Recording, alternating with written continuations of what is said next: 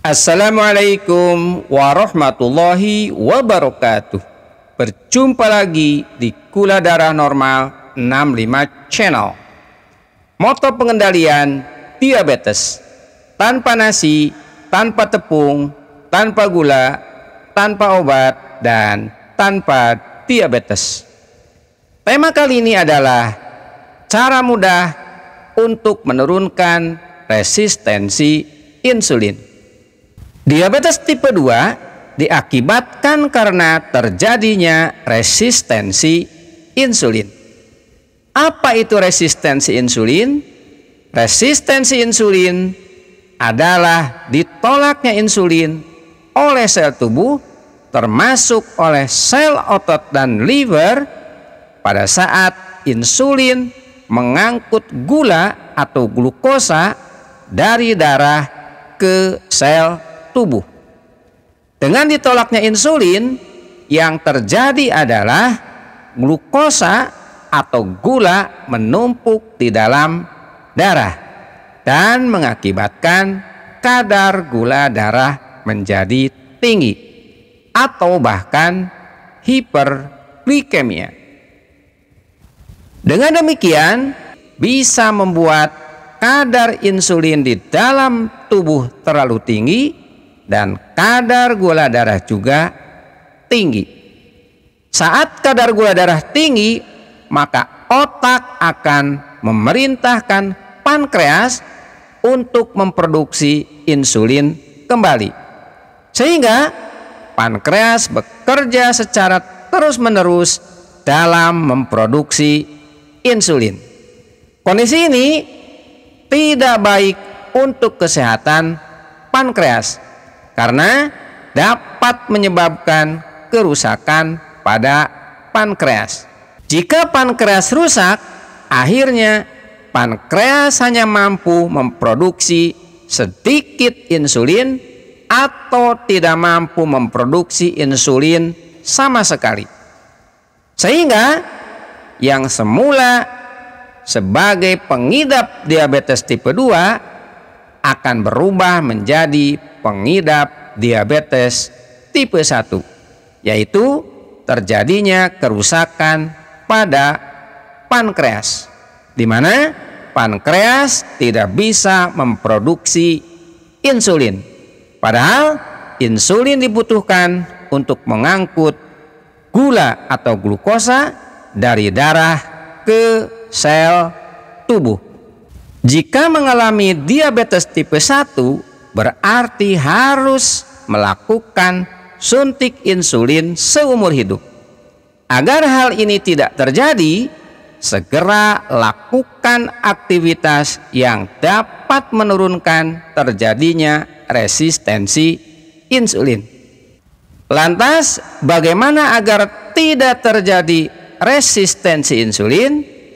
Harus melakukan hal-hal berikut ini.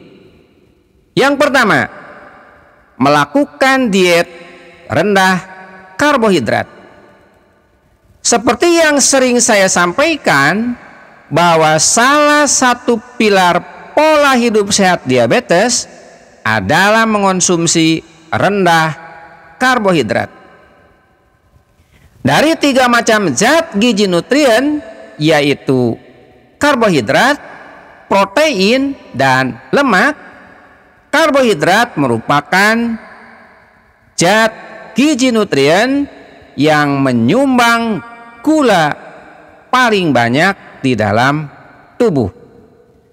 Salah satu cara bila Anda ingin menurunkan resistensi insulin adalah dengan cara menerapkan diet rendah karbohidrat. Pasalnya, asupan gula yang rendah dari sumber karbohidrat akan menurunkan kadar gula darah. Saat gula darah dalam keadaan normal, maka pankreas tidak memproduksi insulin dalam jumlah banyak, sehingga kadar insulin pun dalam keadaan rendah. Orang dengan kondisi resistensi insulin dalam tubuhnya seperti sindrom metabolik dan sindrom ovarium polikistik berhasil menurunkan kadar insulin dalam tubuhnya dengan cara diet rendah karbohidrat. Menurut penelitian dari American Oil Chemist Society, diet rendah karbohidrat mampu menurunkan kadar insulin lebih rendah, yakni sekitar 50% dibandingkan dengan diet rendah lemak. Diet rendah lemak hanya bisa menurunkan kadar insulin hingga 19%. Yang kedua, melakukan olahraga rutin. Meningkatkan kinerja insulin adalah cara tepat untuk menurunkan resistensi insulin. Nah, peningkatan kinerja insulin bisa Anda lakukan dengan cara menerapkan olahraga secara rutin. Di dalam pilar pola hidup sehat diabetes, pengidap diabetes disarankan melakukan olahraga tidak kurang dari 30 menit per hari. Penelitian dari American Geriatric Society menyebutkan bahwa olahraga aerobik sangat efektif untuk mengoptimalkan kerja insulin pada orang yang memiliki obesitas ataupun pengidap diabetes tipe 2. Efeknya akan lebih baik jika mengombinasikannya olahraga aerobik seperti dengan jalan cepat atau bersepeda dan latihan ketahanan tubuh. Jenis latihan tersebut akan semakin menstabilkan kadar insulin dalam tubuh Anda.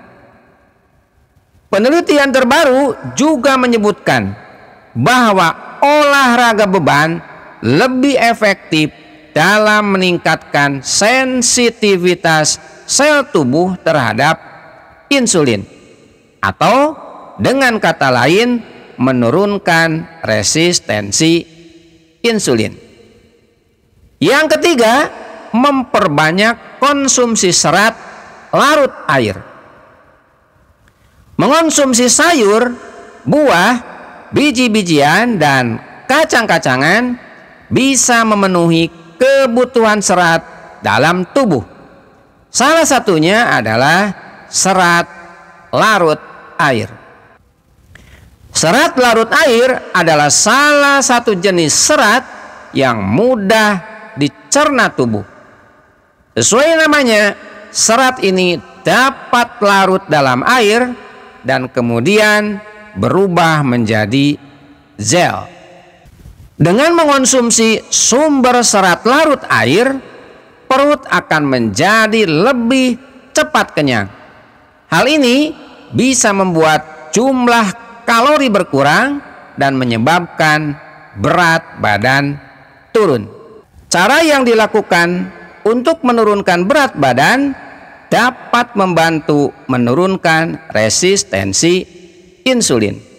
Karena orang yang obesitas memiliki resiko yang sangat besar terjadinya resistensi insulin. Yang keempat, hindari gaya hidup kurang gerak. Olahraga rutin bisa meningkatkan kinerja insulin yang nantinya akan menurunkan efek resistensi insulin. Nah, menghindari gaya hidup kurang gerak juga bisa mendukung terjadinya sensitivitas sel tubuh terhadap insulin, atau bisa menurunkan terjadinya resistensi insulin. Pasalnya, peningkatan aktivitas fisik dapat membantu menurunkan berat badan. Kadar lemak juga menurun dan otot bekerja lebih baik. Semua hal tersebut berpengaruh pada kinerja tubuh dalam merespon hormon insulin. Menghindari gaya hidup kurang gerak sebenarnya tidak sulit. Anda bisa melakukan waktu untuk berjalan-jalan santai dalam frekuensi yang cukup sering. Cara tersebut disinyalir lebih baik dibandingkan jika Anda hanya duduk diam dalam waktu yang cukup lama. Yang kelima, minum teh hijau. Menurut penelitian dari Diabetes and Metabolism Journal, seseorang yang minum teh hijau setiap hari memiliki risiko diabetes tipe 2 lebih rendah dibandingkan dengan seseorang yang minum kurang dari 1 cangkir teh hijau dalam seminggu. Diabetes disebabkan oleh tingginya kadar gula dalam darah yang mengakibatkan resistensi insulin pada tubuh.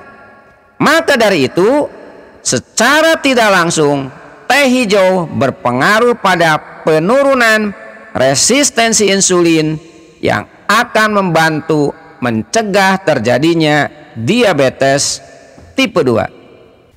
Hal ini diperkuat dengan sebuah penelitian yang menyatakan bahwa kadar insulin yang tinggi pada sekelompok orang secara berangsur-angsur semakin menurun setelah rutin minum teh hijau selama 12 bulan.